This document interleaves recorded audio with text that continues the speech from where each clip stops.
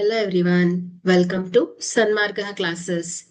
ನೇರ ಮತ್ತು ವಿಲೋಮ ಅನುಪಾತಗಳು ಅಧ್ಯಾಯದ 41ನೇ ಪ್ರಶ್ನೆಯನ್ನ ಗಮನಿಸಿ.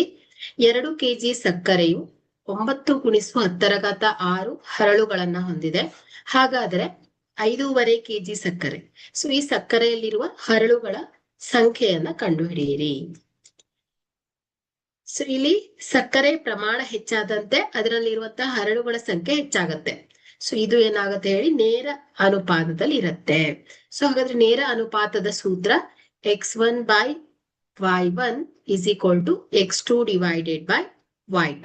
ಸೊ ಇಲ್ಲಿ x ಸಕ್ಕರೆಯ ತೂಕ ಅಂತ ತಗೊಂಡ್ರೆ y ಹರಳುಗಳ ಸಂಖ್ಯೆ ಆಗುತ್ತೆ.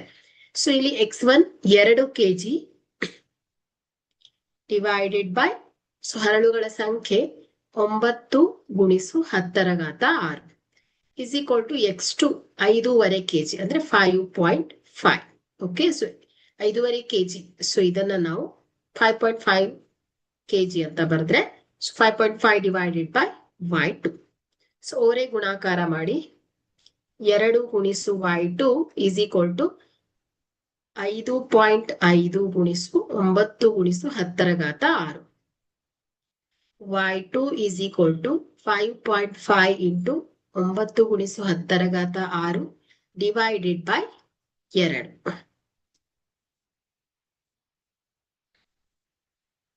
ಸೊ ಈಗ y2 = 5.5 × 9 × 10⁻6. So 49.5 × 10⁻6 divided by 2. So ಇದನ್ನ ಸಿಂಪ್ಲಿಫೈ ಮಾಡಿದ್ರೆ 24.75 × 10⁻6 ಆಗತ್ತೆ. ಸೊ ಹಾಗಾದ್ರೆ ಇಲ್ಲಿ ನಮಗೆ ಹರಳುಗಳ ಸಂಖ್ಯೆ ಅಂದ್ರೆ 5.5 kg ಸಕ್ಕರೆಯಲ್ಲಿರುವಂತಹ ಹರಳುಗಳ ಸಂಖ್ಯೆ ಎಷ್ಟಾಗತ್ತೆ ಹೇಳಿ, 24.75 × 10⁻6 ಹರಳುಗಳು ಆಗುತ್ತೆ.